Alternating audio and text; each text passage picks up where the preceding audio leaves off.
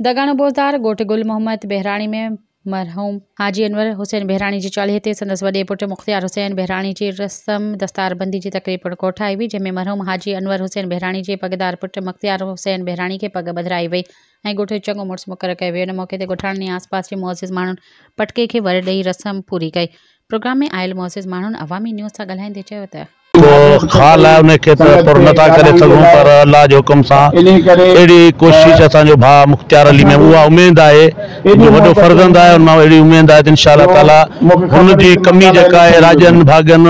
बिरादर में सभिनि में इंशाअल्लाह हुन मां उमेद ऐं सलाहियत अथव, इंशाअल्लाह सभु पूरी कंदो इंशाअल्लाह। मक़सद इहो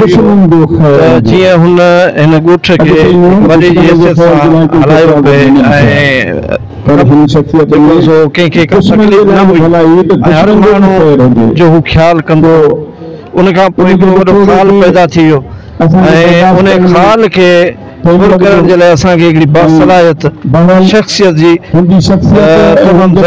वॾा माण्हू उहे न आहिनि जिन वटि वॾियूं गाॾियूं हूंदियूं आहिनि, वॾा माण्हू उहे हूंदा आहिनि जिन जो किरदारु वॾो हूंदो आहे, जंहिंखे तारीख़ यादि रखंदी आहे। अनवर हुसैन बहराणी उन्हनि वॾनि माण्हुनि मां हो जेको बज़ाहिर को वॾियूं गाॾियूं बंगला या महल बनियूं कोन रखंदो, पर हुनजो किरदारु अहिड़ो अमुल हो जो ग़रीब मिसकीन पोरियत अमीर फ़क़ीर ग़रीब जेको बि हुन वटि ईंदो, जेको हुनजो हाल हूंदो, हर माण्हू सां गॾिजी पवंदो, दुख सुख में माण्हुनि सां गॾु बीहंदो, साथ ॾींदो, नेक नियती सां माण्हुनि जे कमु ईंदो। अॼु इन करे हर माण्हू हुनखे यादि करे थो, हर अखुनि जे लाइ हली आहे जो हुनजो किरदारु बेमिसाल हो। हिन मां असांखे बि सबक़ु सिखणु घुरिजे, पंहिंजे किरदार खे बिना लालच जे अल्लाह जी मख़लूक जे लाइ बहितर बनाइजे, ताकी माण्हुनि खे वधि खां वधि कमु अचे। त दुनिया में सभु कंहिंखे ही दुनिया छॾणी आहे, आर्ज़ी आहे, त दुनिया छॾण खां पोइ माण्हू घटि में घटि सुठनि लफ़्ज़नि में यादि करे सदियुनि में पैदा थींदा। ऐं मुख्तियार अली खे इहा ई दुआ कंदुसि मोहम्मद वाले मोहम्मद जी इज़त जे सदके उनखे उहा डिघी नज़र ॾे, अञा ॿार आहे, मेच्योर कान्हे, आस्ते आस्ते ई शयूं ईंदसि इंशाअल्लाह। ऐं तमामु सुठो छोकिरो आहे, ख़ुदा ई ख़ुदा जो हबीब कंदो त पीउ जे नक्शे क़दम में। असां कंहिं ग़रीब आसे पासे वारे माण्हुनि खे, कंहिं राजभाग वारे खे असां कॾहिं परेशान न ॾिठोसीं, चाहे नंढे मां नंढो मसइलो हूंदो, चाहे वॾे मां वॾो मसइलो हूंदो,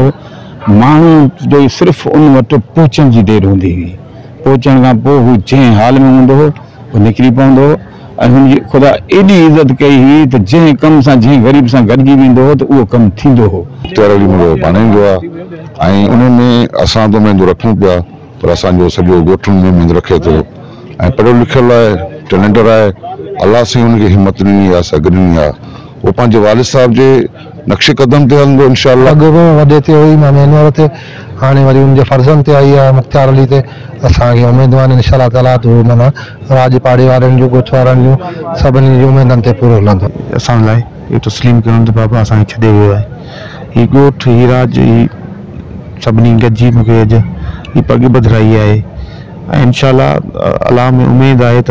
इन्हनि जो बाबा साईं वांगुरु ई अर्जलो थींदुसि। अल्लाह साईं मूंखे उहा ताक़त क़ुवत इंशाअल्लाह ईंदो ऐं हिननि सां गॾु दुख सुख में इंशाअल्लाह हर ऐं अल्लाह खां इहा दुआ बि कंदुसि गॾु त अल्लाह साईं मूंखे ही विछोड़ो बर्दाश्त करणु ऐं ही पग जी जेका रस्म आहे उन ते जेको पग जी ज़िमेवारी आहे उनखे संभालण जी सघ अता फरमाए ऐं असां ॻोठ वारनि खे, राज वारनि खे ही विछोड़ो बर्दाश्त करण जी तौफ़ीक़ अता करे।